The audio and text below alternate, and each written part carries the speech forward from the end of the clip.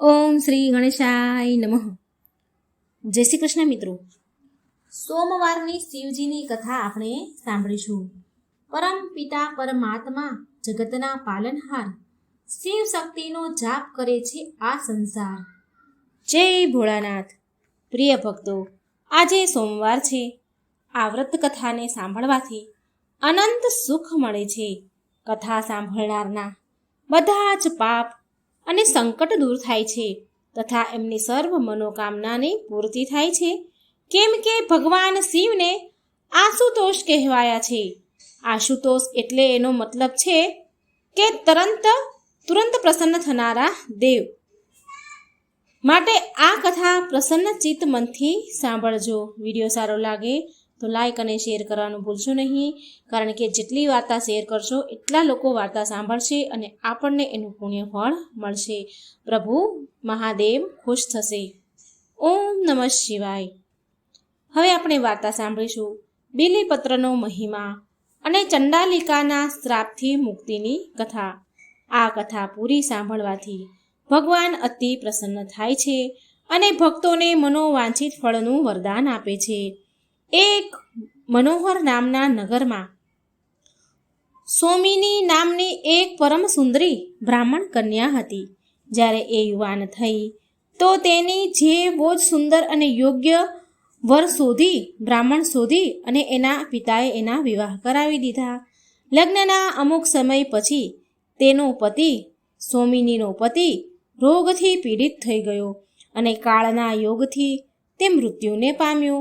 જેનાથી સોમિની બહુ દુઃખી થઈ અને શોક કરવા લાગી. શોકથી તેનું વિધવાનું જીવન જીવવા લાગી. એ વિધવાની જેમ બહુ દુઃખ ઉઠાવવા લાગી. પરંતુ થોડા સમય વીત્યો તો તે કામથી પીડિત થવા લાગી. એટલે તે વ્યાભિચારણી થઈ ગઈ. તેનું કુળ તથા ખાનદાનમાં જેટલા પણ વ્યક્તિ હતા એ તેને કલંકિત કુલક્ષણી કહેવા લાગ્યા. આવી રીતે સંબોધન કરીને એને બોલાવતા હતા અને તેને લોકલાજના ડરથી તેના ઘરેથી લોકોએ તેને નીકાળી દીધી. તો એક શૂદ્રએ તેની પત્ની બનાવી લીધી. એની જોડે એને લગ્ન કરી દીધા. શૂદ્રએ એને પત્ની બનાવી ઘરે લાવ્યો. હવે એ સોમની માંસ મદિરા પીવા લાગી. કેમ કે એ શૂદ્ર જાતિમાં ગઈ હતી. તે વ્યક્તિ પણ માંસ મદિરાનું સેવન કરતો હતો. એની સાથે રહેવાથી એ બ્રાહ્મણ કન્યા પણ માંસ મદિરાનું સેવન કરવા લાગી. હવે થોડા જ દિવસ બાદ એને તે શૂદ્રથી એને એક કન્યા એને જન્મ આપ્યો. એને ત્યાં શૂદ્રના ઘરે એક કન્યા થઈ. એકવાર તેનો પતિ શૂદ્ર કામકાજથી બહાર ગયો હતો તો સોમનીએ બહુ મદિરા પાન કરવાની એને ઈચ્છા થઈ સોમનીને. એટલે તેણે બહુ મદિરા પાન કર્યું અને નશામાં તેણે એક ગાયના વાછરડાની હત્યા કરી દીધી અને તેને લઈને ઘરે આવી તો સોમનીનું પૂર્વજન્મનું કોઈ સંક્ષિપ્ત કર્મ જાગ્યું. પૂર્વજન્મનું કોઈ સારું કર્મ હશે તે જાગી પડ્યું અને માંસની અભિલાષામાં તેણે ક્ષણ માત્ર માટે જ શિવજીનું ધ્યાન કર્યું અને એ ગાયના વાછરડાને કાપીને તેની ઈચ્છા અનુસાર એણે ભોજન બનાવ્યું અને ખૂબ મજાથી પકાવ્યું અને ખાધું. આવી રીતે એના ભગવાનનું પૂજન કરતી. કોઈ દિવસ એ પૂજન ન કરે, ન કોઈ દિવસ સોમવારના વ્રત કરે અને ના ક્યારેય ભગવાન શિવના શિવલિંગ પર જળ ચડાવતી. પણ એ તેના પતિની જેમ જ માંસ મદિરાનું સેવન કર્યા કરતી. બ્રાહ્મણ કન્યા હોવા છતાં પણ કોઈ પણ સત્કર્મ કરતી ન હતી. આવી રીતે દિવસ વીતતા ગયા. એ કાળના વશીભૂત થઈ અને તેનું મૃત્યુ થયું. તે મૃત્યુને પ્રાપ્ત થઈ. એના મર્યા બાદ પછી યમરાજના દૂત એને પાશમાં બાંધીને તેની આત્માને યમલોકમાં લઈ ગયા અને યમરાજાએ તેના પૂર્વજન્મના કર્મના લેખાજોખા જોયા, ધર્મ જોયો અને નરકવાસ આપી એમાંથી નિવૃત્ત કરી અને તેને ચંડાલના ઘરમાં જન્મ દીધો. આ બધું જોયા બાદ યમરાજના દૂતોએ કહ્યું, હે યમદેવ, તમે આ દુષ્ટ બ્રાહ્મણ કન્યાને ચંડાલીની યોનિમાં કેમ જન્મ દીધો? આને તો નરકમાં જ પડી રાખવી જોઈએ, મોકલવી જોઈએ. આ સાંભળી યમરાજા બોલ્યા, હે દેવદૂતો, આણે એક દિવસ ભગવાન શિવનું સ્મરણ કર્યું હતું, માટે આને નરકમાં ન મોકલી અને ચંડાલની યોનિમાં જન્મ દીધો છે. પ્રિય ભક્તો, એણે ચંડાલની યોનિમાં જન્મ લીધો અને નેત્રહીન જ્યોતિ ન પામતા આંધળી બની. ભૂખથી વ્યાકુળ તથા બંને આંખોથી આંધળી હોવાના કારણે એ હાથમાં લાકડી લઈને ચાલવા વાળી બની. લાકડી લઈને ચાલતી અને ચંડાલોના હેઠા ભોજન કરીને તેની ભૂખ શાંત કરતી હતી. એકવાર જ્યારે શ્રાવણ માસ આવ્યો તો એ દિવસ શ્રાવણ સોમવારનું વ્રત હતું. બધા જ ભક્તગણો મંદિરમાં શિવ અર્ચના માટે ઉમટી રહ્યા હતા. તો એ ચંડાલણી શિવના ઉત્સવમાં આવતા જતા એ યાત્રીઓ પાસે દિન વચનોથી ભીખ માંગવા લાગી. હવે કોઈ પુણ્ય આત્મા હતી, તેણે એના હાથમાં બીલીપત્ર મૂકી દીધા. તેવડી તે આંધળી છોકરી, એ કન્યા બીલીપત્ર ઓળખી ગઈ.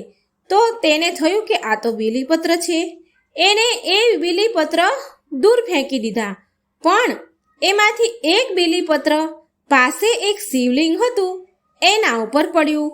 અને એ દિવસે શ્રાવણ સોમવાર હતો, શ્રાવણ સોમવારના વ્રત હતા. તો બહુ બધા પાસે એણે ભીખ માંગી. ભીખ માંગવા છતાં પણ એ ચંડાલણીને એ દિવસે કોઈએ પણ કંઈ જ આપ્યું નહીં. એ દિવસે એ ચંડાલણીનું વ્રત, સોમવારનું વ્રત થઈ ગયું. નિરાહાર વ્રત પૂરું થયું અને જાગરણ પણ થઈ ગયું. પ્રાતઃકાળ સવાર થતાં વહેલી સવારે આમને આમે તેના ઘરની પાસે પહોંચી અને બેભાન થઈ પડી અને મૃત્યુને પ્રાપ્ત થઈ. એટલે શિવજીની કૃપાથી શિવજીના ગણો સુંદર વિમાનમાં બેસાડીને તેને શિવજીના પરમ પદને પ્રાપ્તિ આપી. શિવજીના ગણોએ તેને વિમાનમાં બેસાડી અને શિવજીનું પરમ પદ પામી. એ પુણ્યથી બીજા જન્મમાં મહાબળ રાજાને ત્યાં એ રાણી બની. આ પ્રકારે જે પણ વ્યક્તિ જાણે કે અજાણે પણ શિવજીની પૂજા કરે છે, તો તેની વ્રત કથા સાંભળે છે, તો એનું શિવજી કલ્યાણ કરે છે અને તેમના ભક્તોને ક્યારેય નિરાશ નથી કરતા. એવા છે આપણા દેવોના દેવ મહાદેવ. બોલો ઓમ નમઃ શિવાય. હવે આપણે સાંભળીએ શિવજીને જમવા આવ્યા ધરતી પર ખીર અને ખાંડ. ખૂબ જ સુંદર કથા છે મિત્રો, સાંભળો. એક દિવસ ભગવાન ભોળાનાથ કૈલાસ પર્વત પરથી પૃથ્વી પર ચાલ્યા અને તેને જતા જોઈને પાર્વતીજી બોલ્યા, હે પ્રભુ, તમે ક્યાં જઈ રહ્યા છો? ભોળાનાથ બોલ્યા કે હું પૃથ્વી લોકમાં જઈ રહ્યો છું. પાર્વતીજી કહે છે, હું પણ તમારી સાથે આવીશ. ભોળાનાથના ઘણી ના પાડવા છતાં પણ મા પાર્વતી માન્યા નહીં અને મહાદેવ સાથે પૃથ્વી લોક પર ભ્રમણ કરવા પહોંચી ગયા. ફરતા ફરતા પાર્વતીજીને ખૂબ ભૂખ લાગી. એટલે મા બોલ્યા, મહાદેવ સ્વામી, મને ખૂબ ભૂખ લાગી છે, મારે ખીર અને ખાંડનું ભોજન કરવું છે. મહાદેવ બોલ્યા, ચાલો પાર્વતી, આગળ ચાલો. આગળ જઈને તેમણે એક ઘરનો દરવાજો ખખડાવ્યો.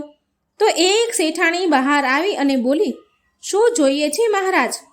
મહાદેવ બોલ્યા, અમારે ખીર ખાંડનું ભોજન કરવું છે. આ સાંભળી તે શેઠાણી બોલી કે જો તમારે ખીર ખાંડનું ભોજન કરવું જ હતું તો તમારે તમારા ઘરે કેમ ન ખાધું? તમારા ઘરે ખાઈને આવવું જોઈએ ને. આમ કહીને એ અંદર ચાલી ગઈ. હવે મહાદેવ અને પાર્વતી ત્યાંથી આગળ વધ્યા. આગળ જઈને એમને એક ડોશીમાં મળ્યા. ડોશીમાં બોલ્યા કે આવો મહારાજ, બેસો, તમારું સ્વાગત છે. તમારે શું જોઈએ છે? મહાદેવ બોલ્યા, અમારે ખીર અને ખાંડનું ભોજન કરવું છે. ડોશીમાં બોલ્યા, બેસો, હું હમણાં જ લઈને આવું છું. આમ કહીને એ ડોશીમાં એક લોટો લઈ અને જાય છે. તો મહાદેવ બોલ્યા ડોશીમાં, માજી, તમે ક્યાં જાઓ છો? તો ડોશીમાં બોલ્યા કે હું દૂધ, ચોખા અને ખાંડ લેવા જાઉં છું. મહાદેવ બોલ્યા, માતા, તમે તમારા ઘરમાં જઈને જુઓ, દૂધ, ખાંડ અને ચોખાના તો તપેલા ને વાસણો ભર્યા છે. ડોશીમાં ઘરમાં ગયા અને તપેલું ભરીને ખીર બનાવી અને મહાદેવ અને માતા પાર્વતીને જમાડ્યા અને તેમને ભોગ લગાડ્યા. પછી ડોસીમાં બોલ્યા, મહારાજ, આ વધેલી ખીરનું હું શું કરું? મારા ઘરમાં તો કોઈ જ નથી. મહાદેવ બોલ્યા, માતા, આંખ બંધ કરો. એટલે શિવજીના કહેવાથી ડોસીમાએ આંખ બંધ કરી અને પછી મહાદેવ બોલ્યા, હવે આંખ ખોલો. તો ડોસીમાએ આંખો ખોલીને જોયું તો તેના ઘરમાં દીકરો, વહુ અને પુત્ર પૌત્રીથી ભરેલું હતું. આ જોઈને ડોસીમા બોલ્યા, હે ભોળાનાથ, આ પરિવારને હું ક્યાં રાખું? મારે તો આ એક નાની એવી તૂટેલી ફૂટેલી ઝૂંપડી છે. મહાદેવ જતા જતા ઝૂંપડીને એક લાત મારે છે અને તે મહેલ બની ગયો. ડોસીમા તો પછી ખીરના વાટકા ભરી ભરીને બધાને પ્રસાદ વહેંચવા લાગ્યા અને ડોસી શેઠાણીના ઘરે પણ ખીર દેવા પહોંચી ગયા. અને શેઠાણી બોલી, તારા ઘરે ખીર ક્યાંથી આવી? તે ડોસીમાં બોલ્યા કે મારા ઘરે મહાદેવ અને મા પાર્વતી આવ્યા હતા, એમની કૃપાથી આ બધું થયું છે. શેઠાણી બોલી, મારા ઘરનું ધન તારા ઘરમાં કેવી રીતે ગયું? મારી પાસે તો કંઈ પણ ન રહ્યું. ડોસીમાં કહે છે, આ તો મહાદેવ અને મા પાર્વતીના આશીર્વાદ છે, એમના આશીર્વાદથી થયું છે. હવે શેઠાણી ભાગી મા પાર્વતીને મહાદેવને શોધવા જાય છે. ને મળ્યા પછી મહાદેવ પાર્વતી રસ્તામાં એમને મળ્યા પછી એમના પગમાં પડી ગઈ. એની પાસે પહોંચી અને બોલી કે મહારાજ, મારું ધન એ ડોસીમાને કેમ આપી દીધું? મહાદેવ બોલ્યા, મેં તો ના ઉઠાવ્યું છે તારું ધન અને ના દીધું છે. તે તારા દ્વારે આવેલાને ના કહી એટલે તારું બધું ના થઈ ગયું, નાષ્ટ થઈ ગયું. અને એ ડોસીમાએ દ્વાર પર આવેલાને હા કહી એટલે બધું હામાં ફેરવાઈ ગયું, સમૃદ્ધિ આવી. એ સ્ત્રી મહાદેવના પગમાં પડી અને માફી માંગી અને બોલી, મહારાજ, કંઈક કરો, હું ખાલી થઈ ગઈ. એટલે મહાદેવ બોલ્યા, જા, કામ તારું રોકાય નહીં, ધન તારું જોડાશે નહીં. આમ કહી મહાદેવ અને માતા પાર્વતી કૈલાશ આવી ગયા. હે ભોળાનાથ, જેવું તમે ડોસીમાને આપ્યું એવું જ આ કથા કહેનાર, સાંભળનાર અને હોકારો ભરનાર સહુને આપજો. જય ભોળાનાથ, જય માતા પાર્વતી. ઓમ નમઃ શિવાય. હવે એક ભગવાન શિવની બીજી એક કથા સાંભળીએ. પ્રાચીન કાળમાં એક નગરમાં એક બ્રાહ્મણ રહેતા હતા. એ બ્રાહ્મણને વાસુદેવ નામનો પુત્ર હતો, જે ખરાબ સંગતમાં આવીને પાપ કર્મ કરવા લાગ્યો હતો. અસત્ય બોલવું, મદિરા પાન કરવું, ચોરી કરતો, લોકોને લૂંટતો, આ બધા જ ખરાબ કામ એ છોકરો કરતો. જ્યારે બ્રાહ્મણ એના પરિવારને, એના માતા પિતાને બધું આ વિશે ખબર પડી કે તેના આવા પાપ કર્મ વિશે ખબર પડી તો એણે તેના પુત્રને ઘરથી બહાર કાઢી મૂક્યો. એને પછતાવો થયો. હવે એ છોકરો પછતાવો કરવા લાગ્યો અને બીજા નગરમાં ચાલ્યો ગયો. તેનું પેટ ભરવા માટે ભીખ માંગવા લાગ્યો. પણ જે પાપ કર્મ એણે કર્યા હતા એના ફળ સ્વરૂપ તેને કોઢ નીકળ્યો. એના શરીરના અંગ બળવા લાગ્યા. એ અત્યંત દુઃખી રહેવા લાગ્યો અને નદી કિનારે એક વૃક્ષ નીચે એક કુટિયા બનાવીને રહેવા લાગ્યો. એની આ દશા પર દયા ખાઈ ને લોકો એને એની ઝૂંપડીમાં થોડી ભિક્ષા આપી જતા, કોઈ ખાવાનું આપી જતા તો કોઈ પહેરવા માટે વસ્ત્ર આપી જતા. આમ તેનું ગુજરાન ચાલવા લાગ્યું. એ દરરોજ નદીમાંથી જળ ભરીને લાવતો અને એની ઝૂંપડી પાસે એ માટલું મૂકતો. એની ઝૂંપડી પાસે માટીમાં એક દબાયેલી શીલા પથ્થર પર મૂકી દેતો. આમ કરવાથી એ જળ ભરેલા માટલાનું થોડું પાણી એ પથ્થર પર પડતું હતું.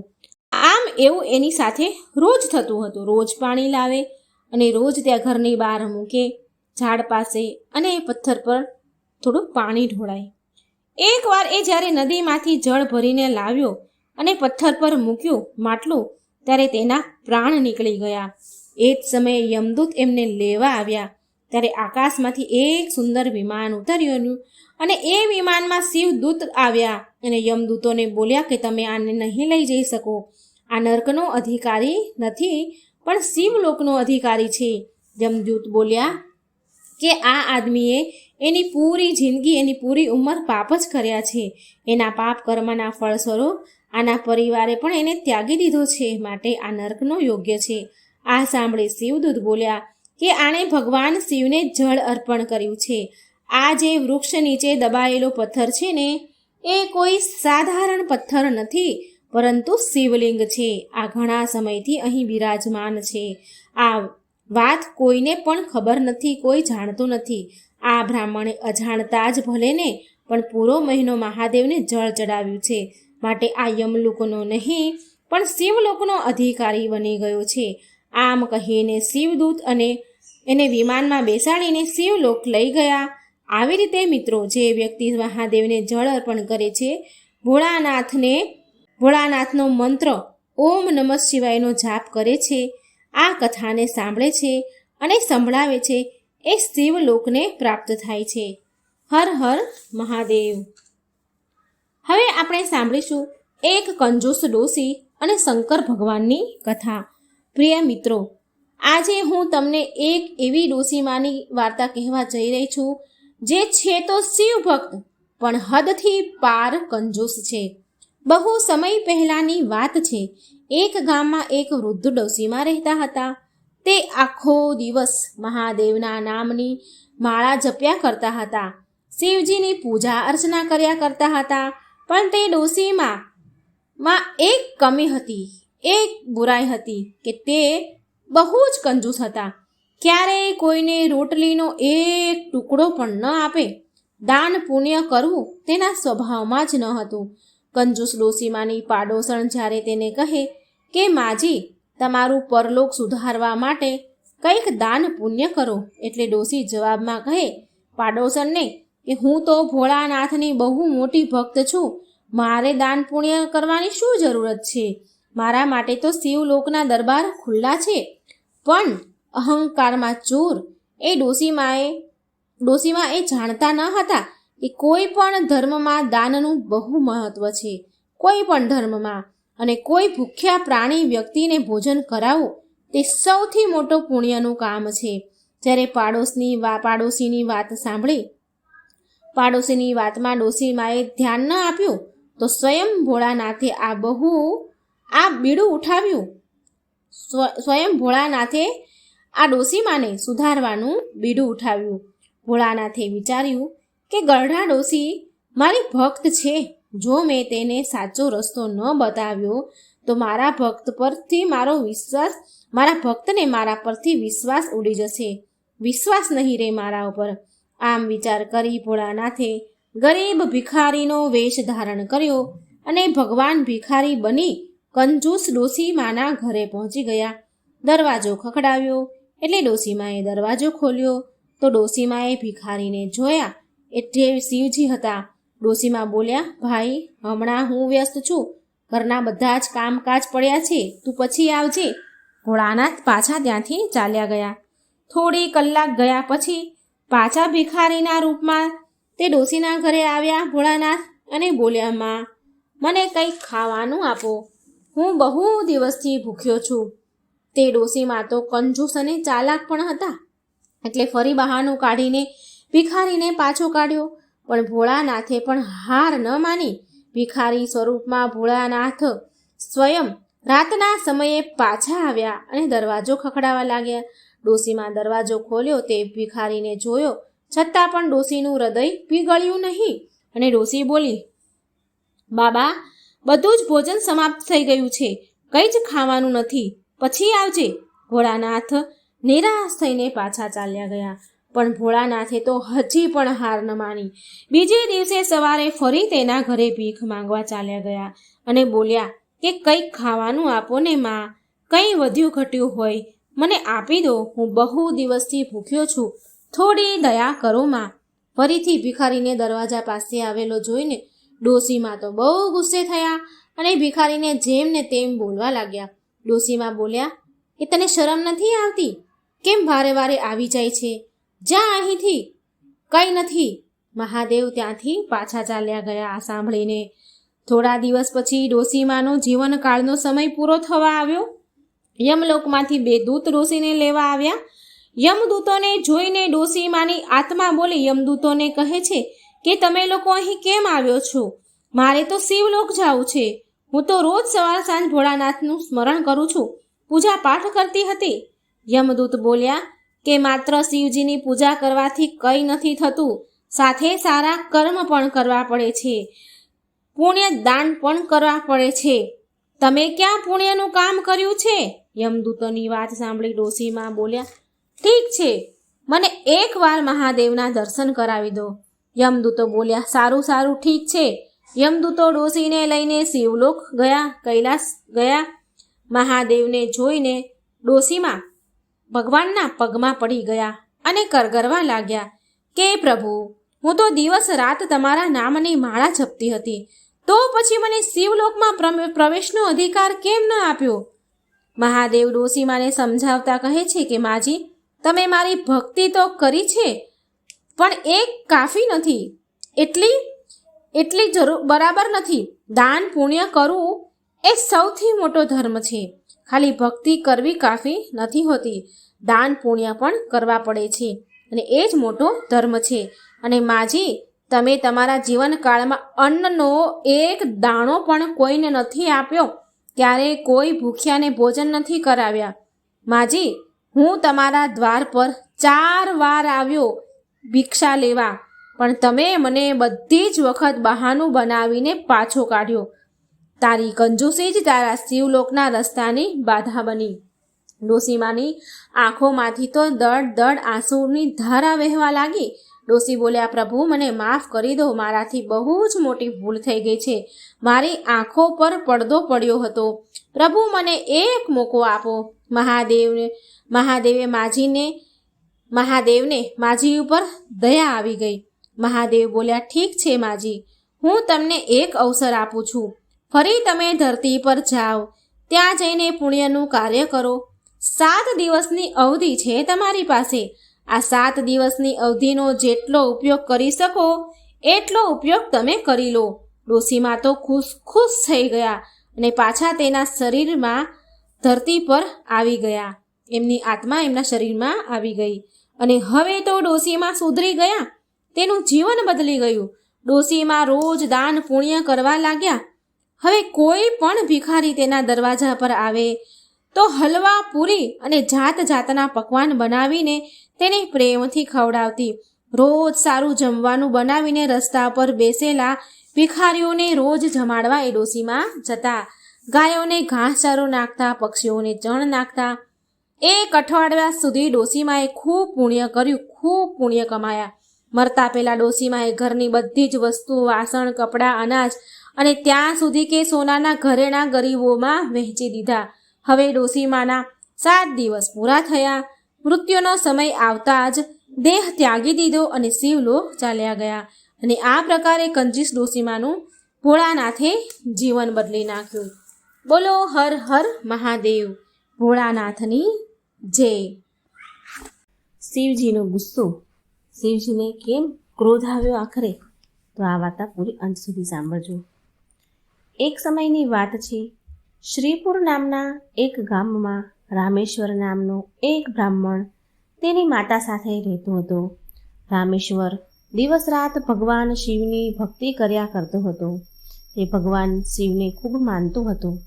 શિવ નામનો જાપ સદાય તેના મુખમાં રહેતો હતો. ઓમ નમઃ શિવાય, ઓમ નમઃ શિવાય, ઓમ નમઃ શિવાય. સદાય તેના મુખ પર આ નામ રહે, જાપ રહે. એક દિવસ સવારે રામેશ્વર ભગવાનની પૂજા કરી રહ્યો હતો ત્યારે તેમની માતા તેની પાસે આવીને કહે છે, રામેશ્વર બેટા, આજે પણ તે મને સવારે વહેલી ન ઉઠાડી અને તે જાતે જ ઘરના બધા કામ કરી લીધા છે. ખીરનો પ્રસાદ થાળ પણ શિવજીને ધરાવી દીધો તે? રામેશ્વર બોલ્યું, હા માં, મેં વિચાર્યું કે ફટાફટ બધા ઘરના કામ પતાવી દઉં અને ખીરનો ભોગ ભગવાન માટે બનાવી લઉં. ભોળાનાથ પણ ખીરની વાટ જોઈને બેઠા હશે, માટે મેં ફટાફટ ખીર બનાવી લીધી. લે માં, આ ખીરનો પ્રસાદ તું પણ ખાઈને બતાવ કે કેવી છે ખીર. રામેશ્વરની માતા પણ ખીર ખાય છે એટલે રામેશ્વરની માતા કહે છે કે રામેશ્વર બેટા, તો બાળપણથી જ આ ખીર શિવજીને ખવડાવતો આવે છે, ખીરનો પ્રસાદ ભગવાનને ધરાવતો આવે છે. જ્યારે તારા બાપુ જીવતા હતા ત્યારે તે મને પ્રસાદ ખીરનો ખવડાવતા હતા અને એના ગયા પછી તે આ નિયમ બનાવી લીધો છે. બેટા, તારી ખીર બહુ જ સ્વાદિષ્ટ છે અને હા, મને ખબર છે કે ભગવાન શિવને પણ તારા હાથની ખીર ખાવા માટે રોજ વાટ જોતા હશે, રોજ એમને તારી ખીરની રાહ રહેતી હશે. એટલે રામેશ્વર કહે છે, હા માં, હું એટલે જ રોજ સવારે જલ્દી ઉઠીને પહેલાં ખીર જ બનાવી લઉં છું કે જલ્દીથી ભગવાન શિવ ખીરનો પ્રસાદ ગ્રહણ કરે, ભગવાન શિવ ખીર ખાઈ શકે. રામેશ્વરનો નિયમ હતો રોજ સવારે જલ્દી ઉઠે અને ઘરના બધા જ કામ પતાવીને પછી ભગવાન શિવ માટે રોજ ખીરનો પ્રસાદ એની હાથે જ બનાવે. આ કાર્ય પહેલાં રામેશ્વરના પિતા કરતા હતા અને તેના ગયા પછી શિવજીની સેવા અને ખીરનો પ્રસાદ પૂરીની જવાબદારી રામેશ્વરે ઉઠાવી લીધી હતી. રામેશ્વરને વિશ્વાસ હતો કે એના હાથે બનાવેલો ખીરનો પ્રસાદ શિવજી રોજ ખાતા જ હશે. આવા વિશ્વાસ સાથે તે રોજ ખીરનો પ્રસાદ એનો થાળ ધરાવતો હતો. અને આ તરફ કૈલાસ પર્વત ઉપર બિરાજમાન શિવજી એમના ભક્ત દ્વારા ધરેલો ખીરનો પ્રસાદ બહુ પ્રસન્ન મનથી, બહુ ખુશ થઈને ખાતા હતા. આટલા પ્રસન્ન મનથી ખીર ખાતા શિવજીને જોઈને મા પાર્વતી કહે છે, સ્વામી, શું વાત છે? તમે તો આનંદ જ લઈ રહ્યા છો. તમને તો આનંદ જ છે. તમારા ભક્ત તમને આટલા પ્રેમથી સ્વાદિષ્ટ પકવાનો વ્યંજનો ખવડાવે છે અને તમારો ભક્ત રામેશ્વર તો રોજ નિયમ અનુસાર ખીરનો પ્રસાદ તમને આપે છે, ધરાવે છે. લાવો, થોડી ખીર મને પણ આપો. રામેશ્વરના હાથની ખીર તો બહુ જ સ્વાદિષ્ટ હોય છે. શિવજી બોલ્યા, હા દેવી પાર્વતી, રામેશ્વર એટલી સ્વાદિષ્ટ ખીર ધરાવે છે, એટલો સરસ થાળ ધરાવે છે કે મન પ્રસન્ન થઈ જાય છે એની ખીર ખાઈને. એટલામાં શિવજી પાસે નંદી અને સમસ્ત શિવગણ આવ્યા. ત્યાં ભગવાન ખીર ખાઈ રહ્યા હતા, ત્યાં સમસ્ત શિવગણો આવ્યા અને નંદી શિવજીને કહે છે કે મહાદેવ, લ્યો આ ભાંગ અને ધતુરો લઈ આવ્યો છું હું તમારા માટે. અમે તમારા માટે ભાંગ ધતુરો લાવ્યા છીએ, લો પ્રભુ, ગ્રહણ કરો. એટલે શિવજી કહે છે કે નંદી, અત્યારે તો હું સ્વાદિષ્ટ ખીરનો આનંદ લઈ રહ્યો છું. એક કામ કર, ભાંગ અને ધતુરાને પેલા નાના એવા પર્વત પર મૂકી દે. હું થોડી વાર પછી એને ખાઈ લઈશ, ગ્રહણ કરી લઈશ. આટલું સાંભળી શિવગણો નારાજ થઈ ગયા અને એકબીજા સાથે ચર્ચા કરવા લાગ્યા. શિવગણોમાં નંદી, શિંગી, વીરભદ્ર, ભૈરવ બધા જ હતા. એમાં ભૈરવ બોલ્યો, અરે નંદી, શિવજી તો આપણી સામે જોતા પણ નથી. શિવજીનું પૂરું ધ્યાન તો રામેશ્વરની બનાવેલી ખીર ઉપર છે. આવું ક્યાં સુધી ચાલશે? બીજો ગણ પણ બોલ્યો, હું પણ આ જોઈ રહ્યો છું કે આપણે મહાદેવ માટે ભાંગ અને ધતુરો પીસીને લાવ્યા અને મહાદેવે એક નજરે જોયું પણ નહીં, એક બાજુ મૂકી દેવાનું કહી દીધું. એટલે નંદી બોલ્યા, અરે નહીં, એવી વાત નથી. મહાદેવે કહ્યું છે કે ભાંગ અને ધતુરો ત્યાં મૂકી દો, હું થોડી વાર પછી એને ખાઈ લઈશ. મહાદેવ હંમેશા રામેશ્વરની બનાવેલી ખીરને બહુ મનથી ખાય છે. એવામાં વીરભદ્ર કહે છે, નંદી, હું તો કેટલી વાર વિચારું છું કે રામેશ્વરની ખીરમાં એવું તો શું છે કે ભોળાનાથ સૌથી પહેલાં એની બનાવેલી ખીર ખાય છે અને પછી તો બીજું કોઈ તરફ એમનું ધ્યાન જતું જ નથી.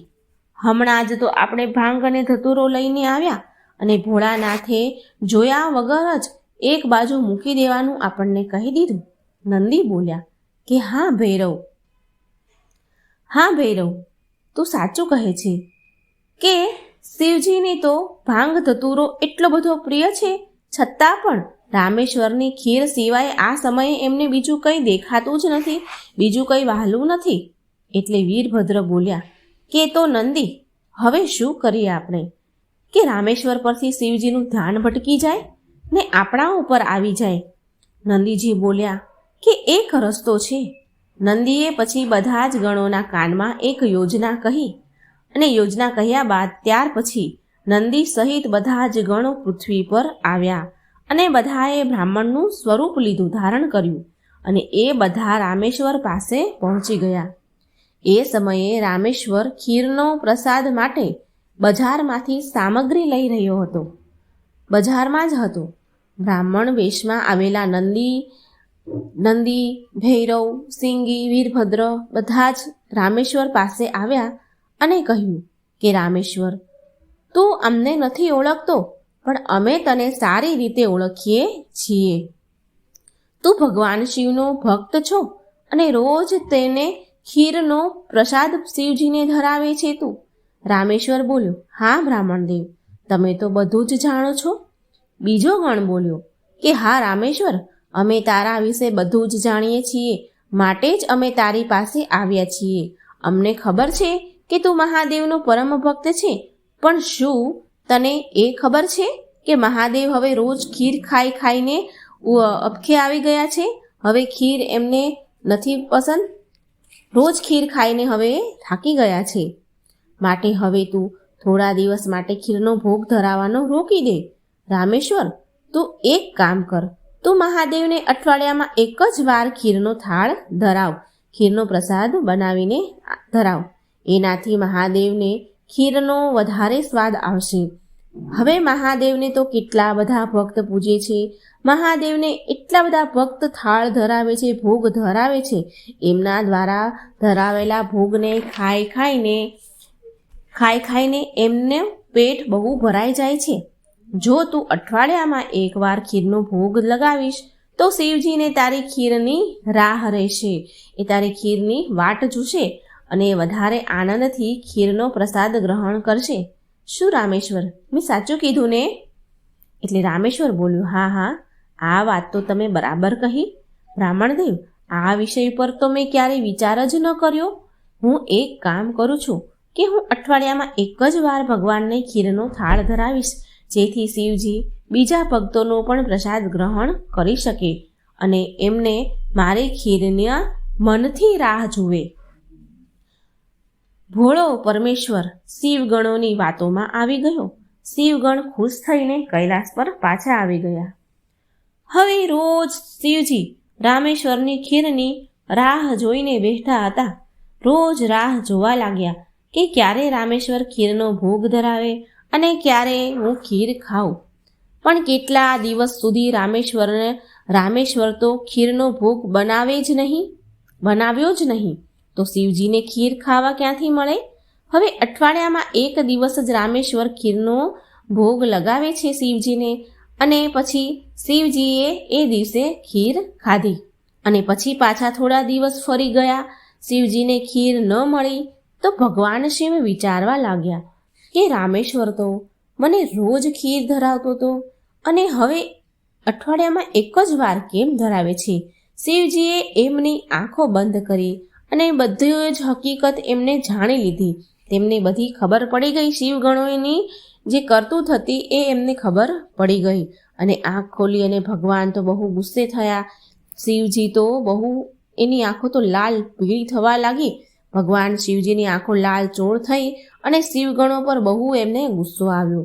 શિવજીને આટલા ગુસ્સામાં જોઈને બધા જ શિવગણો શિવજીને હાથ જોડીને માફી માંગવા લાગ્યા. શિવજી બોલ્યા, નંદી, શિંગી, વીરભદ્ર, ભૈરવ, તમે બધા ગણો શું જાણો છો કે તમે શું કર્યું છે?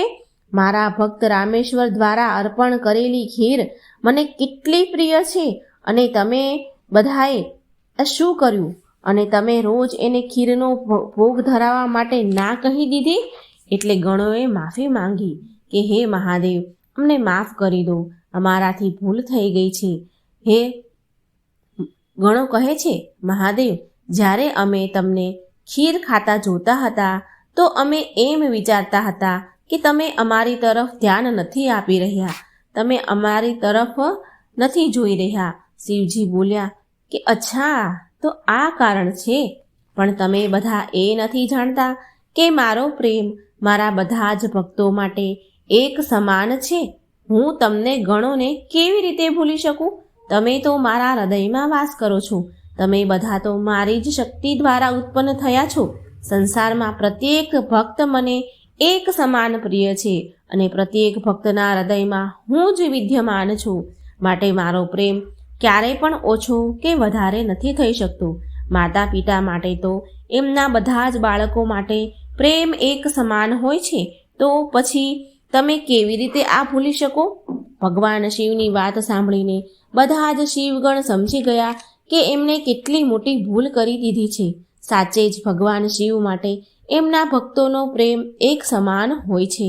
ત્યાર પછી બધા જ શિવગણ ફરી એકવાર બ્રાહ્મણનું સ્વરૂપ લઈને ધરતીલોક પર આવ્યા અને રામેશ્વરની પાસે ગયા અને રામેશ્વરને કહે છે કે અમને ભગવાન શિવનો સંદેશ આવ્યો છે કે શિવજી એવું કહી રહ્યા હતા કે તારી ખીર એટલી બધી સ્વાદિષ્ટ હોય છે કે શિવજી એક અઠવાડિયાભરની વાટ નથી જોઈ શકતા. એ તારી ખીર ખાધા વગર નથી રહી શકતા. અઠવાડિયામાં એકવાર ખીરના ભોગથી તેમનું મન નથી ભરાતું. માટે શિવજીની આજ્ઞા છે કે તું રોજ ખીરનો ભોગ બનાવજે અને શિવજીને અર્પણ કરજે. રામેશ્વર બોલ્યો કે તમે સાચું કહો છો બ્રાહ્મણ દેવ? ભગવાન શંકરને મારા હાથની બનાવેલી ખીર એટલી બધી પ્રિય છે. સારું, હવે હું રોજ ખીરનો પ્રસાદ શિવજીને ધરાવીશ. અહીં આ વાર્તા પૂરી થાય છે. આ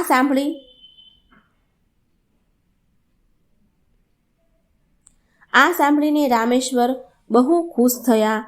હવે રોજ ફરી રામેશ્વર ખીર બનાવીને ભગવાન શિવને થાળ ધરાવે છે.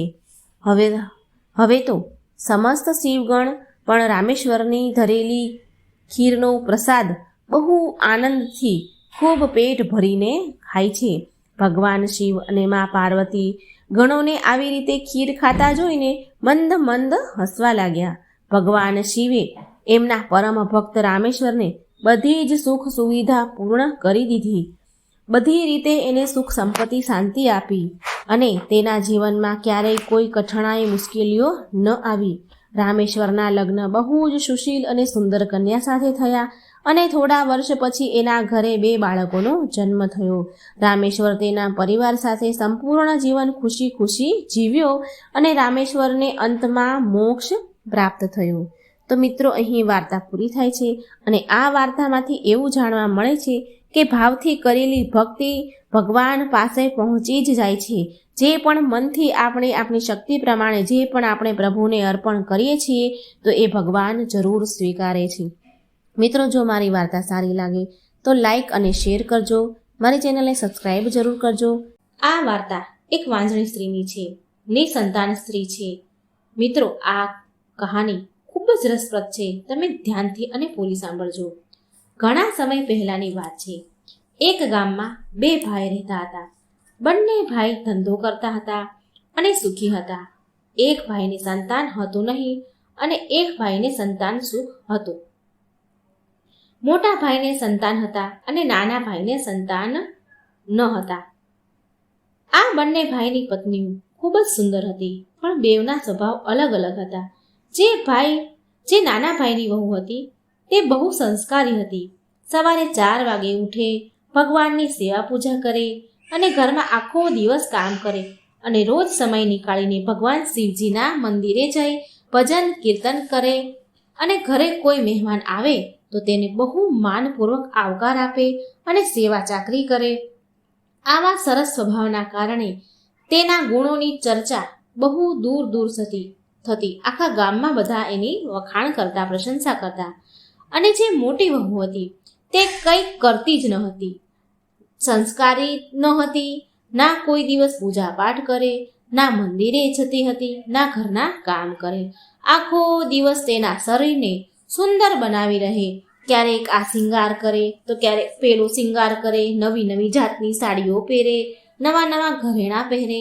બસ તેને શણગાર કરવાનો જ શોખ. આખો દિવસ પૂરો દિવસ સજ્યા ધજ્યા જ કરે, ઘરના કોઈ કામ કરે નહીં. એક દિવસ જ્યારે તે ઘરની બહાર નીકળી તો ઘરના લોકોએ તેને કહ્યું કે આખો દિવસ તારા શરીરને શણગારવામાં જ નીકાળે છે સમય. અરે, આવી સુંદરતાને શું ફાયદો? સજવા સવરવાનો શું ફાયદો? તૈયાર થવાનો શું ફાયદો? જો કે તારે સંતાન જ નથી, તું તો વાંઝણી છો. જો કોઈ દિવસ તારું કોઈ મોં જોઈ લે ને તો તેનું સફળ ન થાય, તેનું કામ બરબાદ થઈ જાય, એના કામમાં સફળ ન થાય. તારા દર્શન કરવા એ તો અપશુકન છે. આવા મેણા ટોણા સાંભળી તે દિવસે મોટી વહુ બહુ દુઃખી થઈ અને તે રડતી રડતી ઘરે આવી. બીજો દિવસ થયો એટલે તે દિવસે તે મોટી વહુએ તે દિવસે તો ના તેની નવી સાડી પહેરી, ના કોઈ શણગાર કર્યો અને ઘરમાં જ બેઠી રહી. અને તેવામાં નાની વહુ તેના ઘરે આવી અને એને દુઃખી જોઈને તેને પૂછે છે કે આજે તમે બહુ દુઃખી દેખાવ છો, શું થયું છે? કોઈ તકલીફ છે? કોઈ દુઃખ છે? પરેશાની છે? આજે તો તમે નથી નાહ્યું, નહીં ધોયું, નહીં નવી સાડી પહેરી, નથી તમે શણગાર કર્યો, શું થયું છે? તો મોટી વહુ કહે છે કે મારી નાની બહેન, તમને હું શું વાત કરું, આ ગામવાળા મને બહુ મેણા ટોણા મારે છે, મને વાંજણી કહીને બોલાવે છે, કહે છે કે તારે કોઈ સંતાન નથી, તું તો વાંજણી છે. આમ કહીને તે ખૂબ જ રડવા લાગી. પછી નાની વહુ તે મોટી વહુને કહે છે કે મોટી બહેન, તમે ચિંતા ન કરો, દુઃખી ન થાઓ, ભગવાન બધું જ સારું કરશે. બેન, તમે ચિંતા ન કરો, તમે એક કામ કરો, રોજ તમે મારી સાથે ભગવાન શંકરના મંદિરે ચાલો. હું ત્યાં તે ભક્તોને અને ભગવાનને તમારા માટે પ્રાર્થના કરવાનું કહીશ. તમારી માટે હું પ્રાર્થના કરવાનું બધાને કહીશ. ભગવાનને પ્રાર્થના કરીશું કે ભગવાન તમારો ખાલી ખોળો ભરી દે. ભગવાન પર વિશ્વાસ રાખો. બીજો દિવસ થયો એટલે તે નાની વહુ તેની મોટી જેઠાણીને લઈને શંકર ભગવાનના મંદિરે ગઈ અને ત્યાં તે રોજ શિવ ભક્ત ભગવાનના ભજન કીર્તનમાં આવતા હતા. તેને બધી આ મોટી બહેનની એટલે કે જેઠાણીની બધી વાત કરી અને પછી ત્યાં મંદિરના પૂજારી, ત્યાં મંદિરમાં આવેલા શિવ ભક્તો અને આ નાની વહુએ શંકર ભગવાનને પૂરા મનથી પ્રાર્થના કરી કે આ નિસંતાન સ્ત્રીને કોઈ સંતાન આપો પ્રભુ, અને તેનો ખોળો ભરી દો, તેને ખોળાનો કુંદનાર આપો. અને તે મોટી વહુએ પણ તેના માટે, એની જેઠાણી માટે એના માટે પ્રાર્થના કરી. નાની વહુએ એની જેઠાણી માટે પ્રાર્થના કરી, મોટી વહુએ એના માટે પ્રાર્થના કરી. આ બધું જોઈને તે બહુ ખુશ થઈ, તેનું મન શાંત થયું અને રાજી ખુશીથી બંને દેરાણી જેઠાણી ઘરે આવી. જ્યારે બીજો દિવસ થયો ત્યારે પણ તે મોટી વહુ શંકર ભગવાનના મંદિરે આવી અને તે દિવસે પણ તે બહુ ખુશ થઈ. તેનું મન ખુશથી રહેવા લાગ્યું, તેનું મન શાંત થયું હતું, તેને હવે સારું લાગવા માંડ્યું અને તે દાન પુણ્ય પણ કરવા લાગી. તેને ભગવાન પર વિશ્વાસ અને શ્રદ્ધા જાગી અને થોડા દિવસ ગયા એટલે તેને દિવસો રહ્યા તે ગર્ભવતી થઈ અને 9 મહિના થયા એટલે તેને એક સુંદર દીકરીને જન્મ આપ્યો. તે મોટી વહુ અને તેના પતિ આ છોકરીનો જન્મ આપ્યો વહુએ તો બહુ ખુશ થયા. બંને પતિ પત્ની બહુ ખુશ થયા. તેમને માતા પિતાનું સંતાનનું સુખ મળ્યું. માતા પિતા બન્યા. અને જ્યારે એક દિવસ નાની વહુ મંદિરે ગઈ ત્યારે ત્યાંના પૂજારી અને શિવ ભક્તો જે રોજ મંદિરે ભજન કીર્તન પૂજા પાઠ કરવા આવતા હતા તેને આ નાની વહુ કહે છે કે મારી જેઠાણી જે નિસંતાન હતા તેના ઘરે એક સરસ સુંદર છોકરીએ જન્મ લીધો છે. અને આ સાંભળી બધા બહુ ખુશ થયા, રાજી થઈ ગયા. અને પછી તે શિવ ભક્ત હતા તે નાની વહુને કહે છે કે શિવ ભગવાનની કૃપાથી તેને માં બનવાનું સુખ મળ્યું છે, તેનું વાંજ્યા મેણું ટળ્યું છે, તો તમે તમારા ઘરે શિવજીનો પૂજા પાઠ કરાવો અને તમારી દીકરીને વાળ ઉતારજો ત્યારે. અને નાની વહુ પછી કહે છે કે હું આ વાત વિશે ઘરે વાત કરીશ, મારી જેઠને વાત કરીશ કે ઘરે શિવ પૂજા રખાવે. અને નાની વહુ ઘરે આવી અને તેની જેઠાણીને બધી વાત કહી તો તેના પરિવાર અને તેની જેઠાણીએ આ વાત માની ગયા. કહ્યું કે સારું, આપણે શિવ પૂજા આપણા ઘરે જરૂર કરાવીશું અને છોકરીના વાળ પણ આપણે અહીં ઉતારીશું. હવે તે છોકરી ધીરે ધીરે મોટી થાય છે અને ત્યારે તે મોટી વહુ તેના પતિને કહે છે કે હવે આપણી છોકરી મોટી થઈ ગઈ છે, હવે આપણે આપણા ઘરે શિવજીના પૂજા પાઠ કરી દેવા જોઈએ અને આપણે છોકરીના વાળ ઉતારવાનું જે બાકી છે તે પણ શિવ પૂજામાં કરી દઈશું. તેનો પતિ કહે છે સારું, આપણે કાલે સવારે મંદિરે જઈશું અને બ્રાહ્મણને પૂછીને શિવ પૂજાનું આયોજન કરી લઈશું. અને બીજે દિવસે સવારે તેનો પતિ પંડિતજીના મંદિરે જાય છે. હવે તેની છોકરી ચાલતી થઈ ગઈ, નાની હતી, અણસમજુ હતી, ચાલતા શીખી ગઈ હતી પણ બોલતી ન હતી. તો તે એના પિતા પાછળ ચાલી પડે છે અને આ વાતની કોઈને ખબર નથી. તે છોકરી તેના પિતા સવારે નીકળ્યા મંદિરે જવા એટલે તેની પાછળ આ છોકરી પણ નીકળી ગઈ અને આ વાતની જાણ તેના પિતાને ન હતી કે પાછળ મારી છોકરી ચાલી આવે છે, અને ના તો તેની માતાને ખબર હતી કે તેની છોકરી તેના પિતાની પાછળ નીકળી ગઈ છે. અને મોટી વહુનો પતિ બ્રાહ્મણના ઘરે પહોંચે છે અને તે બ્રાહ્મણની પત્નીને કહે છે કે મહારાજ ઘરે છે? તો બ્રાહ્મણની પત્ની કહે છે કે ના, તે તો ઘરે નથી, તે બીજી જગ્યાએ પૂજા પાઠ કરવા માટે ગયા છે. એટલે આ મોટી વહુનો વર તે બ્રાહ્મણીને કહે છે કે મને જ્યાં મહારાજ ગયા છે ત્યાંનું સરનામું આપો, હું ત્યાં ચાલ્યો છું, ત્યાં જ હું મહારાજને મળી લઉં. પછી બ્રાહ્મણીએ મહારાજ ગયા હતા ત્યાંનું સરનામું આપ્યું અને તે મોટી વહુનો પતિ તે સરનામે જવા નીકળી ગયો. અને આ બાજુ તે નાની છોકરી એના પિતાની પાછળ આ બ્રાહ્મણના ઘરે પહોંચી ગઈ. તે છોકરીને તેની માએ શોધી પણ એને મળી નહીં. એ છોકરીની માએ સોનાની વસ્તુઓ પહેરાવી હતી છોકરીને, સોનાની કડલી હાથમાં, સોનાની પાયલ, ગળામાં નાનું સોનાનું પેન્ડલ, આ બધું જ એની માએ પહેરાવ્યું હતું. તે મોટી વહુને બહુ વર્ષ પછી ભગવાનને દીકરી આપી હતી. એટલે એ છોકરીને ખૂબ લાડથી ઉછેરે છે. તેને પોતે જ એટલો સજવા સરવાનો શોખ હતો માટે એ એની દીકરીને પણ બહુ ઢીંગલીની જેમ તૈયાર કરે છે અને બધું સોનાનું પહેરાવ્યું હતું. આટલું બધું સોનાની વસ્તુ પહેરેલી જોઈ તે બ્રાહ્મણની પત્નીને મનમાં લાલચ જાગી ઉઠી. તે બ્રાહ્મણની પત્ની તે છોકરીને ઘરમાં બોલાવે છે અને તે છોકરીએ જે સોના ચાંદીના વસ્તુના જે દાગીના પહેર્યા હતા તે બધા જ એ ડોસી નીકાળી લે છે. છોકરી બૂમો પાડે છે, રડવા લાગે છે, ચીસો પાડવા લાગી.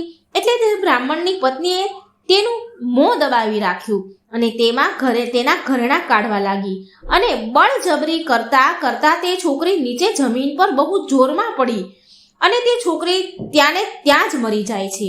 અને પછી તો આ છોકરી મરી ગયા બાદ તે બ્રાહ્મણની પત્નીના તો હોશ ઉડી ગયા.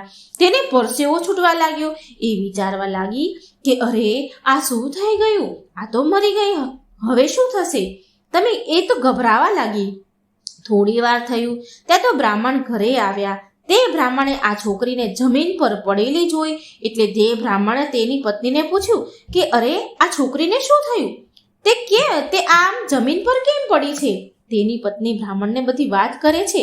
હું આ છોકરીના ઘરેણા ઉતારતી હતી અને ઝપટીમાં તે જમીન ઉપર પડી ગઈ અને મરી ગઈ. બ્રાહ્મણના તો હોશ ઉડી ગયા. તેની પત્ની ઉપર ગુસ્સો કરવા લાગે છે. અરે તે આ શું કરી દીધું, આ છોકરીને મારી નાખી. અરે આ છોકરી માટે તો તેના મા બાપે શિવ પૂજા રાખી છે અને એના વાળ ઉતારવાની વિધિ છે આજે. અરે હવે શું થશે? આપણને તો જેલ કરશે. આપણને કોઈ પૂછશે કે આ કેવી રીતે મરી તો શું જવાબ આપીશું? હવે તો નક્કી આપણને ફાંસી લાગશે. ત્યારે બ્રાહ્મણની પત્ની બ્રાહ્મણને કહે છે કે પણ આપણે કોઈને કહીશું જ નહીં. આને આપણે કે મારી નાખીને જો ખબર પડે તો ફાંસી મળે ને, કોઈને ખબર પડવા જ નહીં દેવાની. એક કામ કરો, જેમ કહું એમ તમે કરો. હું આ છોકરીને એક બોરીમાં ભરી દઉં છું. તમે આ બોરીને ગંગાજીમાં લઈ જાઓ અને નદીમાં વહાવી દેજો. કોઈને ખબર જ નહીં પડે. બ્રાહ્મણ કહે છે કે શું તું ગાંડી થઈ ગઈ છે? જો આ બોરીમાં આને લઈ જઈશ અને બહાર રસ્તામાં મને કોઈ પૂછશે તો હું શું જવાબ આપીશ? બ્રાહ્મણની પત્ની તેના પતિને કહે છે કોઈ પૂછે તો તમે કહી દેજો કે આમાં વધ્યો ઘટ્યો નકામો સામાન છે, ભંગાર છે, તે ગંગાજીમાં પધરાવા જાઉં છું. અને હવે બ્રાહ્મણ પાસે બીજો કોઈ રસ્તો ન હતો માટે તેણે તેની પત્નીને બધી વાત માની લીધી અને તે છોકરીને બોરીમાં નાખી અને બંધ કરી દીધી. છોકરીને ગંગાજીમાં નાખવા માટે ઘરેથી નીકળી ગયો. રસ્તામાં તેને ગામના 2-3 વ્યક્તિ મળે છે. તેને પૂછે છે કે આ બોરીમાં શું લઈને જાઓ છો બ્રાહ્મણ દેવ? આ બોરીમાં શું છે? અને ત્યારે બ્રાહ્મણ કહે છે કે આમાં તો વધારાનો કચરો છે, નકામો સામાન છે, તે ગંગાજીમાં પધરાવા જાઉં છું. અને પછી તે ગંગાજી નદીમાં ગયા અને તે છોકરીને બોરી સાથે જ નદીમાં ફેંકી દીધી અને ઘરે પાછા આવી ગયા. અને પછી નાહી ધોઈને તે એ જ ઘરે પહોંચી ગયા જ્યાં છોકરીની પૂજા વિધિ રાખી હતી. તેના વાળ ઉતારવાની તે દિવસે વિધિ હતી. તેના ઘરે જોરશોરમાં શિવ પૂજાની તૈયારી ચાલી રહી હતી. ઘરમાં બધા બહુ ખુશ હતા. અને પછી બ્રાહ્મણ તેના ઘરે પહોંચી તેના પિતાને કહે છે, આ પૂજા માટે તમારે ગંગાજીમાં સ્નાન કરવા માટે જવું પડશે. ત્યાર પછી તમારી છોકરીના વાળ ઉતરશે.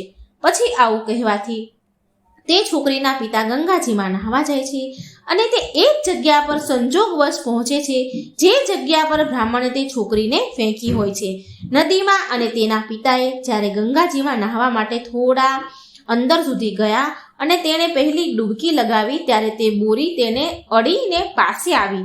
ત્યારે તે વિચારે છે કે ખબર નહીં આ શું છે. તેણે તેના પગથી આગળ ધક્કો માર્યો અને જ્યાં બીજી ડૂબકી મારી ત્યાં તો ફરી પાછી તે બોરી તેની પાસે આવીને અથડાણી. ફરી પાછું તેણે તે બોરીને ધક્કો મારીને આગળ ફેંકી. તે ત્રીજી ડૂબકી મારી ત્યારે ફરી તે બોરી તેની પાસે જ આવી અને તેને અથડાણી. અને પછી તે વિચાર કરે છે કે આ કોઈ ગંગાજીનો સંકેત લાગે છે. માં મને કંઈ આપવા માંગતા લાગે છે. પછી તેણે તે બોરીને નદીની બહાર નીકાળી અને કિનારે મૂકી અને વિચાર્યું કે પૂજા પાઠ સ્નાન કરીને આ બોરી ખોલીશ. અને તેણે પૂજા સ્નાન કરી અને તે બોરી પાસે આવ્યો અને તેણે તે બોરી ખોલી અને ત્યાં તો જુએ છે કે તેની જ મરેલી છોકરી છે. અને ત્યાં જ તે તો ભાંગી પડ્યો. તેના તો હોંશ ઉડી ગયા. તે રડવા લાગ્યો. તે ઘણી બધી વાર ત્યાં બેસીને રડે છે. અને પછી તેણે તેની છોકરીની લાશને એક કપડામાં વીંટીને તેના ઘરે લઈ આવ્યા અને ઘરના પાછળના દરવાજેથી આવ્યા. કોઈની નજર ન પડે તેમ તે એકદમ આવ્યો અને ખાટલા ઉપર લાશને સુડાવીને તેવામાં તેની બહેન ત્યાં આવી અને તેના ભાઈને રડતા જુએ છે અને પૂછે છે કે ભાઈ આ શું થયું અને તમે કેમ રડી રહ્યા છો.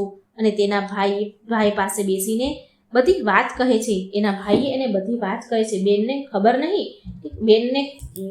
ખબર નહીં કે આ મારી છોકરીને કોણે મારી નાખી. આ મારી છોકરી મને ગંગાજીમાંથી મળી, એક બોરીમાં બાંધેલી હતી. આમ રડતા રડતા ભાઈ બધી બહેનને વાત કરે છે, હે ભગવાન આ મારી સાથે તમે શું કર્યું. અને તેનો ભાઈ તેની બહેનને કહે છે કે બહેન સાંભળ, આ વાતને કોઈને ખબર પડવી જોઈએ નહીં. તું રડતી નહીં, કારણ કે જે આપણે આ શિવ પૂજા ચાલુ કરી છે તે પૂરી નહીં થાય. અને જે આપણે શિવ ભક્તો માટે, બ્રાહ્મણો માટે આ બહુ મોટો જે જમણવાર કર્યો છે તે પણ કોઈ ખાશે નહીં. તું વાત કોઈને કરતી નહીં. આ બધું પતી જશે ને એટલે આપણે કહી દઈશું. તેની બહેન તેની વાત માની ગઈ. અને પછી તો છોકરીના પિતાએ તેની લાશ ઉપર બહુ બધા કપડાં નાખી દીધા અને લાશને ઢાંકી દીધી. અને તે બહાર ગયો તૈયાર થઈને. શિવ પૂજા ચાલતી હતી ત્યાં બેસી ગયો. ફરી થોડી વાર થઈ એટલે તે રૂમનું તાળું ખોલ્યું અને તેની લાશ પાસે આવીને બેસી ગયો અને રડવા લાગ્યો. અને આ બાજુ બ્રાહ્મણ તેની માને કહ્યું કે તમારી છોકરીને બોલાવો અને પૂજામાં બેસાડો. પછી તે છોકરી તેની નણંદને કહે છે કે જાઓ તમે જઈને આપણી દીકરીને લઈ આવો. હવે આ વહુની નણંદ દોડતી તેના ભાઈ પાસે આવી અને તેના ભાઈને કહે છે કે ભાઈ પ્રિયાને પૂજામાં બેસવા માટે બોલાવે છે. અરે હવે શું કરીશું ભાઈ. ત્યારે તે છોકરીના પિતા તેની બહેનને કહે છે કે તારી ભાભીને કહી દે કે પ્રિયા હજી સૂતી છે, તે ઉઠશે એટલે તેને લઈ આવીશ. તે વહુની નણંદ તેને ભાઈ પાસે આવે છે અને તેને કહે છે કે તેની ભાભી પાસે આવી. તે નણંદ એની ભાભી પાસે આવી અને કહે છે કે પ્રિયા હજી સૂતી છે ભાભી, તે જાગશે એટલે હું એને લઈ આવીશ. તો મોટી વહુ માની ગઈ અને પછી ધીરે ધીરે શિવ પૂજા પૂરી થઈ.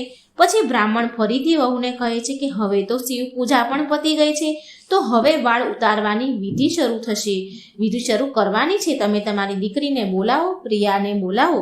અને ફરી પાછી તે વહુ તેની નણંદને તે છોકરીને માટે કપડાં પહેરાવવા માટે, ઘરેણાં પહેરાવવા માટે આપે છે અને કહે છે કે તમે તેને સરસ તૈયાર કરીને લઈ આવો. આ બધા ઘરેણાં, આ બધા કપડાં, આ બધું પહેરાવીને લાવો. વાળ ઉતારવાની વિધિ કરવાની છે ચાલુ. અને હવે તેની નણંદ તેના ભાઈ પાસે પાછી આવી અને કહે છે કે ભાભીએ તો કહ્યું છે કે હવે વાળ ઉતારવાનો સમય થઈ ગયો છે, તમે પ્રિયાને તૈયાર કરીને લઈ આવો. હવે ભાઈ બહેન બહુ રડે છે, શું કરે. અને આ મરેલી છોકરીને કપડાં અને ઘરેણાં પહેરાવીને તૈયાર કરે છે. મિત્રો, કેવી છે ભગવાનની લીલા. આ બાજુ ઘરમાં ખુશીઓ મનાવાય છે બધા જ ખુશીઓ મનાવે છે અને આ બાજુ બંધ રૂમમાં લાશ પડી છે. છોકરી અને ભાઈ બહેન બહુ રડી રહ્યા છે. ભાઈ બહેન છોકરી માટે રડી રહ્યા છે. આ બધું દ્રશ્ય કૈલાસ પર્વત પર બેઠેલા શંકર ભગવાન અને માતા પાર્વતી જોઈ રહ્યા છે. પાર્વતીજી જોઈ રહ્યા છે કે ભગવાન આ કેવી પરીક્ષા છે કે આ બાજુ આ છોકરીના ઘરમાં ખુશીઓ મનાવાય છે અને આ તરફ બંધ રૂમમાં મરેલી છોકરી અને ભાઈ બહેન એને જોઈને રડી રહ્યા છે. એ મરેલી છોકરીને સજાવી રહ્યા છે અને ખૂબ રડી રહ્યા છે. માં પાર્વતીને આ જોઈને બહુ દયા આવી અને શંકર ભગવાનને કહે છે કે હે પ્રભુ, હવે આનાથી વધારે તમે તમારા ભક્તની પરીક્ષા કેમ લેશો? જો તેની માને ખબર પડશે તો ન જાણે શું થશે. આ બધી ખુશી ભયાનક દુઃખમાં બદલી જશે. હે ભોળાનાથ, તમે આ છોકરીને જીવન દાન આપો. અને ભોળાનાથ પાર્વતીજીની વાત માની ગયા અને કહે છે કે હું જાઉં છું અને તે છોકરીને જીવનદાન આપું છું. અને શંકર ભગવાન સાધુનો વેશ ધારણ કરી તેના ઘરે આવ્યા. ઘરે આવીને સાધુએ તે છોકરીના પિતાને બોલાવ્યા અને કહે છે કે આ તમારા ઘરે શેની ખુશીઓ મનાવાય છે? અને તે પિતાએ કહ્યું કે અમારા ઘરે શિવ પૂજા છે અને મારા ઘરે મારા છોકરીની વાળ ઉતારવાની વિધિ પણ છે, માટે આ ખુશીઓ મનાવવામાં આવે છે. આ પ્રસંગ કર્યો છે. સાધુ મહારાજ બોલ્યા, સારું બેટા, તારા ઘરે શિવ પૂજા છે, તમારા ઘરે શિવ ભક્તોનું જમણવાર છે. ચાલો, બહુ બધું સારું કામ છે, પણ તારા ચહેરા પર આટલું દુઃખ કેમ છે? કેમ મને દેખાય છે? મને તારી આંખોમાં આંસુ દેખાય છે. અને ત્યારે તે મરેલી છોકરીના પિતા તે સાધુના ચરણોમાં પડી ગયા અને જોરથી રડવા લાગ્યા અને બધી પછી વાત કરી. કહે છે કે મહારાજ, મારી છોકરી મરી ગઈ છે. એ વાત હું અને મારી બહેન બે જ જાણીએ છીએ. હજી સુધી કોઈને ખબર નથી. હું આ વાતને ઘણી વારથી દબાવી રહ્યો છું, છુપાવી રહ્યો છું. એ એટલા માટે કે મારા ઘરમાં શિવ પૂજા થઈ રહી છે. જો હું આ વાત બધાને કહી દઉં તો શિવ પૂજા અધૂરી રહી જાય અને આ શિવ ભક્તો બ્રાહ્મણો જમ્યા વગર જ મારા ઘરેથી ચાલ્યા જાય. હું તો ખુલીને રડી પણ નથી શકતો મહારાજ. આ કેવી પરીક્ષા છે ભગવાનની? મારે કંઈ સમજાતી નથી, મને કંઈ સમજમાં નથી આવતું. ત્યારે સાધુ કહે છે કે જા, તું તારી મરેલી છોકરીને લઈ આવ. પછી તે બધાને નજરોથી છુપાઈને તે મરેલી છોકરીને સાધુ પાસે લઈને આવ્યા. સાથે તેની બહેન પણ આવી અને પછી સાધુજીએ તેના કમંડળમાંથી પાણી હાથમાં લીધું, જળ અંજલિ લીધી અને તે છોકરી ઉપર છાંટ્યું. ત્યાં તો તે છોકરી જીવતી થઈ ગઈ અને ઉઠીને ઊભી થઈ. આ બધું તેના પિતાએ જોયું તો તે ગાંડા થઈ ગયા. ખુશીને મારે એનું કંઈ ઠેકાણું ન રહ્યું. અને પછી તેણે તેની બહેનને કહ્યું કે જા, તારી ભાભીને બોલાવીને લાવ. અને પછી છોકરીની માં આવી અને તેના પતિએ તેના વિસ્તારપૂર્વક બધી વાત કહી અને કહ્યું કે એક સાધુ આવ્યા હતા, તેણે આપણી છોકરીને જીવન દાન આપ્યું છે. અને પછી તે સાધુ પાછું વળીને જુએ, તે સાધુને એ તો પછી ત્યાંથી ચાલ્યા જાય છે, પણ સાધુને જે પાછું વળીને જુએ છે ત્યાં તો એ ગાયબ થઈ ગયા હતા. આમ શંકર ભગવાન છોકરીને જીવનદાન આપે છે અને પછી બંને ભગવાનનો ખૂબ જ આભાર માને છે અને ખૂબ ખુશ થાય છે. તે પછી જે વાળ ઉતારવાની જે વિધિ હતી તે છોકરીની તે એ બધું કરે છે, બ્રાહ્મણ પાસે લઈ જાય છે. જ્યારે તે જીવતી છોકરી જોવે છે બ્રાહ્મણ, ત્યારે તેના તો હોશ ઉડી ગયા અને બોલી ગયા, અરે, આ છોકરી તો મરી ગઈ હતી, તો જીવતી કેવી રીતે થઈ? અને પછી બ્રાહ્મણે બધી વાત કરી કે મારી પત્નીએ આ અનર્થ કર્યું હતું, મારી પત્નીએ આ બધું કર્યું હતું અને હું મોતથી બચવા માટે આ છોકરીને બોરીમાં નાખીને ગંગાજીમાં ફેંકી આવ્યો હતો અને તમને આ છોકરી મળી ગઈ. ભગવાન ભોળાનાથની મોટી કૃપા થઈ અને આ છોકરીને જીવનદાન આપ્યું. અને બ્રાહ્મણ એના માતા પિતાની ખુશીઓને કોઈ ઠેકાણું નથી રહેતું. બ્રાહ્મણ પણ બહુ ખુશ થાય છે, કારણ કે એના માથા ઉપરથી એક હત્યાનો કલંક જતો રહ્યો. એની ખુશીઓનું તો કોઈ ઠેકાણું નથી રહેતું. અને પછી તે છોકરીની વાળ ઉતારવાની વિધિ થઈ. બધા સાધુ બ્રાહ્મણ જમ્યા અને બધા પોતપોતાના ઘરે ગયા. ભગવાન શિવની લીલા મહાન છે. આવી રીતે તે વાંજણી સ્ત્રીનો ખોળો ભગવાન ભોળાનાથે ભર્યો અને તે છોકરી મરી ગઈ હતી તો ભગવાને તેને જીવનદાન આપ્યું. બોલો હર હર મહાદેવ. મિત્રો, કેવી સરસ ભગવાન શિવજીની લીલા છે. આ વાર્તા મિત્રો જો તમને પસંદ આવે તો વિડીયોને શેર કરજો અને લાઈક કરજો. આ ચેનલને સબસ્ક્રાઈબ જરૂર કરજો. કોમેન્ટ બોક્સમાં કૃપા કરી ભગવાનનું નામ પણ જરૂર લખજો. જય શ્રી કૃષ્ણ. રાધે રાધે. Thank you.